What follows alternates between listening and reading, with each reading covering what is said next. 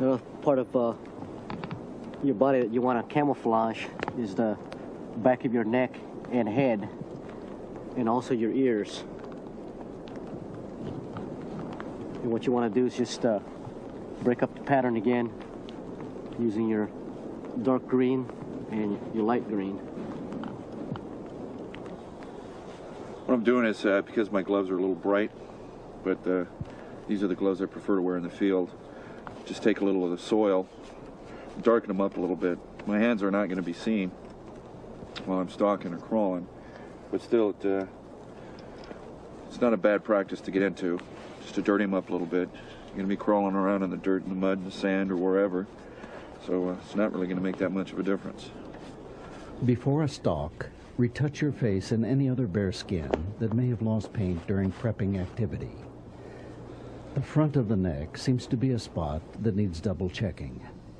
One of the things we're going to do to help aid the camouflage is going to add some natural vegetation to Ron's suit here. So we'll do, take a look around the area we're going to be operating in and try and get some of the vegetation at near or below level, because he's not going to be up and walking around, he's going to be crawling. So we're going to take like some of the scotch brush and sawgrass that's around here and apply this to the back, because that's the nice thing about this netting, is that you can stick it right in there and almost weave it in. So we'll do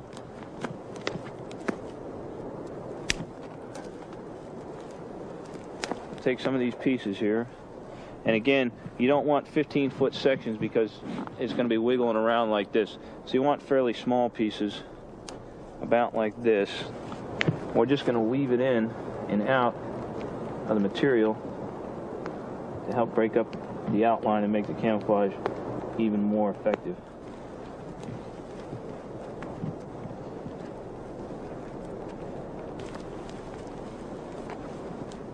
One of the other things to keep in mind too, if you don't want to use the burlap, what you can do is just sew the net on the back, and then when you get to an area, you can actually take foliage and stick it in the back. The important thing to remember though, with the foliage, it is going to die and brown on you after a few hours. So normal rule of thumb, if you're going to use natural vegetation, you always try and get leafy vegetation from preferably a hardwood tree, because that'll last the longest.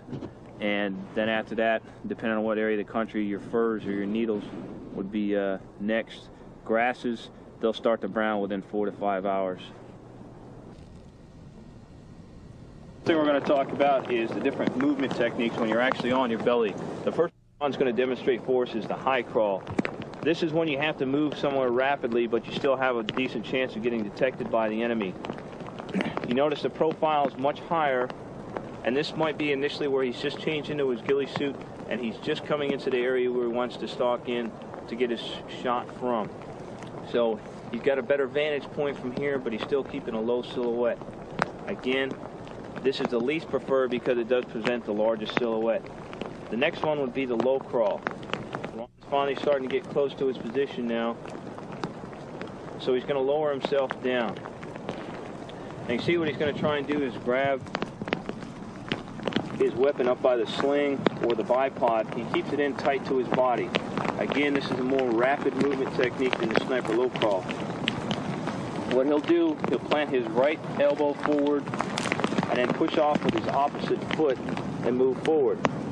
Once he gets abreast and his rifle comes up, he'll recock his arm again, cock his foot, and move forward. The last technique is the most preferred and the most time-consuming. This is the sniper low crawl. Head down, weapon in tight along the body, and all he does is push off with his toes and his fingertips. It's a very slow, subtle movement. You're only going to move approximately 4 to 6 inches each time you move. And after every time you move, you stop, take a few breaths, and move on again. It's important when utilizing this movement technique to scan out your next position where you're eventually going to move to, so you have some terrain feature or landmark to aim for as you're crawling along the ground, because you don't want to keep poking your head up too much, remembering that sudden movement attracts people's eyes. Camouflage while you're stalking is to heel your boot. And like Moen said earlier, when you're stalking, keep your heels down and your feet behind you. As you can see, especially with these boots here, there's not any grime or mud or dirt on them. They shine a little bit with the sunlight. and it definitely goes back. Although the ghillie suit itself kind of blocks out the view of the boots from the air, this is what we'll be seeing. So a technique, most common, is just to take moss or dirt and mud, smear up the boots. Or what else is used are gaiters. People actually make ghillie suits out of gaiters, and they wear the gaiters. They put the gaiters on afterwards. And what's important to remember is if you're going to use gaiters, is that the moulage on your gaiters is extremely short, because it's going to be dragged a long ways, and you don't want to leave a trail of your ghillie material behind you. So keep in mind that if you don't have any gaiters on, and the best thing you have is to muddy up your boots, make them dirty, is always keep your heels down and your feet behind you. And if you know that an aircraft is coming, stop, try and rotate your boots into the brush or underneath some kind of brush. As you can see, from the air, a guy would be very hard to spot from 200 or 300 feet from a scout helicopter or an airplane. A good technique is to take beeswax and coat your zipper up and down because of the different rain, and sometimes it may even get frozen solid, and crawling through the dirt and muck will get it jammed up, and that beeswax will help it stay free so you can unzip and get it back out of your ghillie suit when you need to. One of the things we've done here is we've taken some of the moss, this real thick moss bedding in here, and obviously we just took out a piece of the moss, section of the moss like a hunk of sod, and we applied it to the back of the ghillie suit. And this is really limits your working area, but for this, if a guy was just going to stay in this terrain, this would work well. The trick is to find a way to apply it, because if he stands up, it's going to fall down. Even if he's crawling around, it's going to roll back and forth. So one of the things you can do is take some like even coat hangers, make U-shaped clips out of them, stick it through the sod, and then bend it up so the edges are away from your body, and apply the sod and then cover it back over. And you'd have to have your partner do this for you, or your spotter, and you'd do it for each other. And then cover the clip back up with the sod.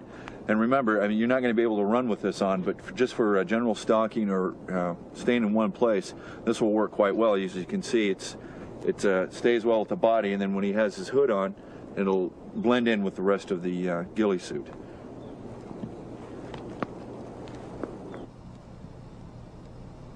What we're going to do is construct what's called a Yeti. This is a natural ghillie suit, if you will, and very easy to make and pretty effective camouflage for that matter too. And it's easy to put on and take off. The only thing again with the natural camouflage is the fact that it's going to die after a few hours. But for a short-term static position, or if you have to breach some type of wire obstacle, it's a pretty effective technique. So what we've done, we've cut several bows down. Ramon, if you give me that roll of 550 cord, what we're going to do is we're going to trim this bow down a little bit.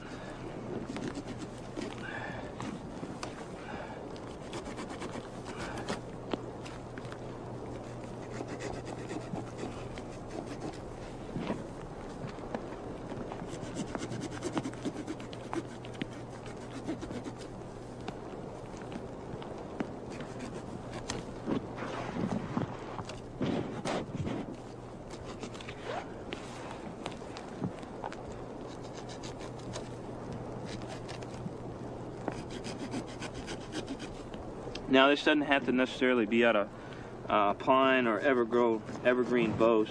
You can use grass and things like that too, depending on what area you're going to be in. We're just using the evergreen just for the ease of demonstration purposes, and also to show that you can also use a ghillie type camouflage for standing up.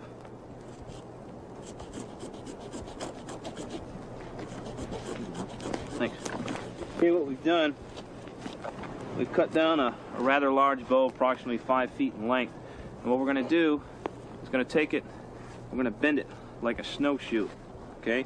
Then we're going to secure ourselves about a 2 to 3 foot length of cordage. It can be 550 cord, it can be jute, whatever material you have at hand. Once we've got that piece, what we're going to do is lash this together almost like we get a snowshoe shaped piece of material.